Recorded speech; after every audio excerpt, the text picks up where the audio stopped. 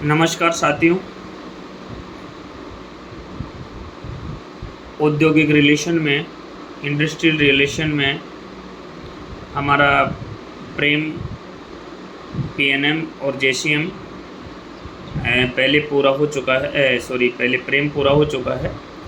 दूसरा वीडियो हमने पीएनएम का लिया है और तीसरा वीडियो हम जेसीएम का लेंगे। तो पीएनएम के बारे में आपका जानना बहुत ज़रूरी है। पीएनएम क्या है, इसकी आवश्यकता क्यों पड़ी और ये कब से लागू हुआ और इसकी बैठक किस प्रकार से होती है और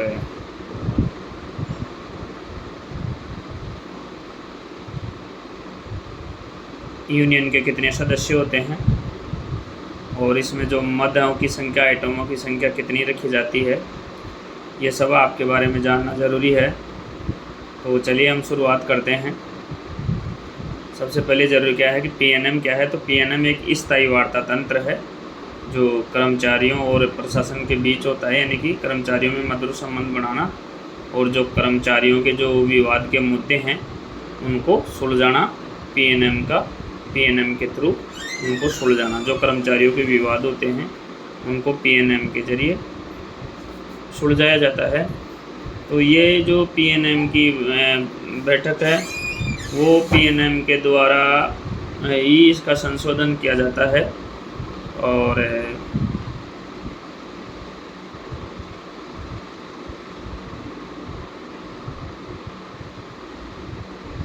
पीएनएम के प्रश्नों पर हम चलते हैं कि क्या क्या है।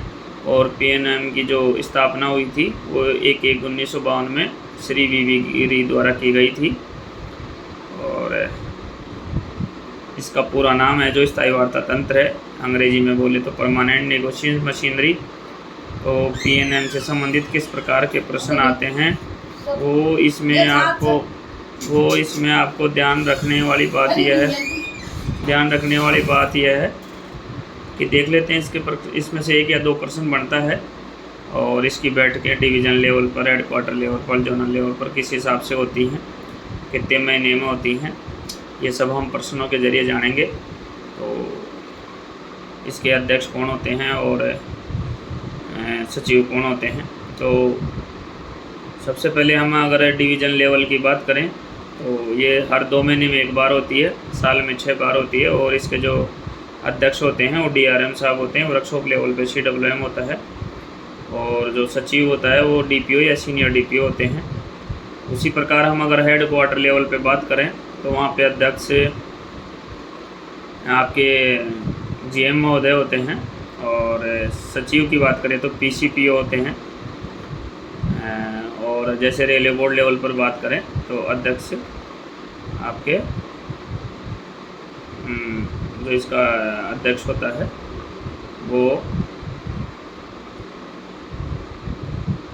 सीआरबी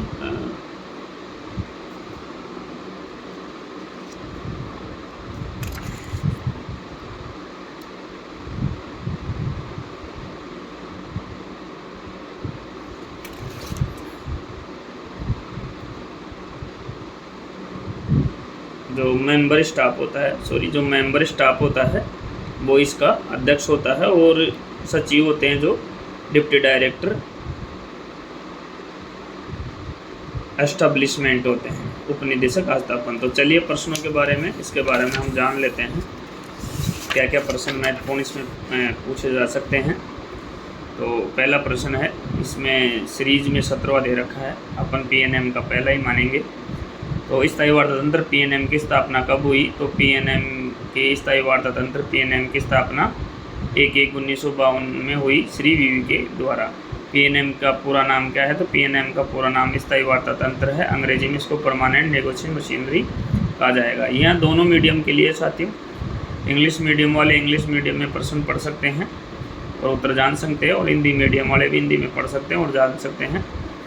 और चलिए फिर नेक्स्ट प्रश्न है, मंडल स्तर पर प्रतिवर्ष स्थायी वार्ता तंत्र पीएनएम की कुल कितनी बैठक होती है। तो ये 2 माह में 1 बार होती है, साल में 6 बार होती है। मंडल स्तर पर होने वाली पीएनएम का सचिव कौन होता है। तो डीपीओ या सीनियर डीपीओ होता है।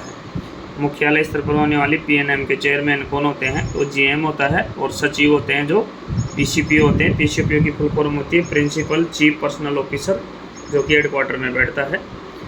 मुख्यालय मंडल स्तर पर होने वाली पीएनएम में यूनियन के कितने सदस्य भाग ले सकते हैं? तो 25 सदस्य इसमें भाग ले सकते हैं। और जो नेक्स्ट प्रश्न है वो है आपके पीएनएम में चर्चा के लिए एजेंडा के लिए मतों की संख्या कितनी होती है? तो वो 30 होती है और अध्यक्ष की अनुमति से इसको आगे बढ़ाया जा सकता है।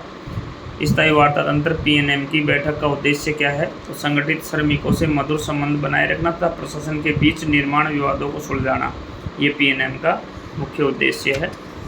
To maintain cordial relation and coordinate between administrator and employ. Next है 26 मान्यता प्राप्त संगठनों के साथ स्थायी वार्ता तंत्र के कितने स्तर हैं? तो ये 3 स्तर हैं, मंडल लेवल, हेडक्वार्टर लेवल और रेलवे बोर्ड लेवल, यानी कि तीनों लेवल पे। और स्थायी वार्ता तंत्र की बैठक में भाग लेने आए पदाधिकारियों को क्या सुविधा दी है? तो उनको फ्री पास दिया जाता है, विश्राम गृह की फ्री बुकिंग करवाई जाती है, स्पेशल आकस्मिक अवकाश दिया जाता है, कार्य की वर्ती प्रति दी जाती है, अन्य प्रपत्रों की प्रति दी जाती है। तो ये निःशुल्क होती है उन सबके लिए प्रतियाँ। नेक्स्ट प्रश्न है रेलवे बोर्ड स्तर पर स्थायी वार्ता तंत्र पीएनएम की बैठक की अध्यक्षता कौन करता है? तो वहाँ मेंबर स्टाफ करता है, कार्मिक सदस्य कार्मिक करता है, और सचिव जो वहाँ करते हैं डिप्टी डायरेक्टर करते हैं स्थापन के, एस्टैब्लिशमेंट के। और नेक्स्ट प्रश्न है क्षेत्रीय प्रधान कार्यालय स्तर पर स्थायी वार्ता तंत्र पीएनएम की अध्यक्षता कौन करता है? तो यहाँ पे हेडक्वार्टर लेवल पे, जोनल लेवल पे पूछ रहा है, तो जोनल लेवल पे जनरल मैनेजर है, और जो सचिव होते हैं वो पीसीपी होते हैं, मुख्य कार्मिक अधिकारी। नेक्स्ट प्रश्न आपका यही है, याद रखिएगा। 32% पे चलते हैं। मंडल स्तर पर स्थायी वार्ता तंत्र पीएनएम की अध्यक्षता कौन करता है? तो मंडल लेवल पर पीएनएम की अध्यक्षता डीआरएम महोदय करते हैं, वर्कशॉप में CWM साहब करते हैं। और अगर अपन सचिव की बात करें तो सीनियर डीपीओ इसके सचिव होते हैं। तो चलिए 34 नंबर पे चलते हैं सीधा। रेलवे बोर्ड स्तर पर स्थायी वार्ता तंत्र पीएनएम की बैठक वर्ष में कितनी बार होती है? तो रेलवे बोर्ड स्तर पर ये 2 बार होती है, 6 माह में 1 बार होती है। और डिवीज़न लेवल पर ये आपके 2 महीने में 1 बार, साल में 6 बार होती है। और रेलवे बोर्ड लेवल पर ये 6 महीने में 1 बार, साल में 2 बार होती है। यदि किसी मसले पर पीएनएम के रेलवे बोर्ड स्तर पर सहमति नहीं होती है तो किस माध्यम से निपटाया जाता है? तो वो तदर्थ अधिकरण ट्रिब्यूनल होता है, उसके माध्यम से, यानी अडोक ट्रिब्यूनल होता है, तो उसके माध्यम से निपटाया जाता है। यदि पीएनएम के माध्यम से नहीं होता है तो स्थायी वार्ता तंत्र में कर्मचारी पक्ष की संख्या कितनी होती है? तो 25 होती है। आइटम मदों की संख्या 30 होती है। स्थायी वार्ता तंत्र की बैठक में भाग लेने आए अधिकारियों के लिए विश्राम गृह में जगह नहीं है तो रिटायरिंग रूम किस दर से उपलब्ध कराए जाते हैं? तो निःशुल्क उपलब्ध कराए जाते हैं, निःशुल्क उपलब्ध कराए। स्थायी वार्ता तंत्र बैठक हेतु कितने दिन का विशेष अवकाश मिलता है? तो 3 दिन का स्पेशली कैजुअल लीव मिलता है, स्पेशल आकस्मिक अवकाश मिलता है। तदर्थ ट्रिब्यूनल में कर्मचारी तथा प्रशासन पक्ष की संख्या कितनी कितनी होती है? तो दोनों की बराबर बराबर होती है। ये इंपॉर्टेंट है, ध्यान रखने लायक है। क्या तदर्थ ट्रिब्यूनल के निर्णय लागू करने अनिवार्य होते हैं? नहीं, ये कोई जरूरी नहीं है, रेलवे बोर्ड इसे स्वीकार अथवा अस्वीकार कर सकता है। प्रश्न नंबर 41 है। प्रश्न नंबर 41, यदि स्थायी वार्ता तंत्र बैठक के मुद्दे पर तदर्थ ट्रिब्यूनल की सिफारिश निर्णय का बोर्ड स्वीकार कर देता है तो कितने समय पश्चात ये मुद्दा पीएनएम में उठाया जा सकता है? तो ये मुद्दा पुनः 1 वर्ष के बाद उठाया जा सकता है। रेलवे बोर्ड स्तर पर किन यूनियन संगठनों को मान्यता प्रदान की गई है? तो वहाँ all India railway men's federation को मान्यता प्राप्त दी गई है। AIRF हिंद मजदूर सभा किस संघ से संबंधित है? तो ये all India railway federation Hind मजदूर सभा से संबंधित है। NFIR किससे श्रमिक संघ से संबंधित है? तो ये Indian national trade union Congress से संबंधित है, याद रखिएगा। और लास्ट प्रश्न जो हमने इसमें पीएनएम का लिया है वो लिया है संयुक्त सलाहकार परिषद अथवा संयुक्त परामर्श तंत्र। चलिए पीएनएम खत्म हो गया है, ये JCM का आ गया है। तो चलो साथियों, धन्यवाद। पीएनएम के बारे में मैंने आपको बता दिया है। पीएनएम की फुल फॉर्म होती है परमानेंट नेगोशिएशन मशीनरी, और इसकी स्थापना 1/1/1952 को यूके के द्वारा की गई।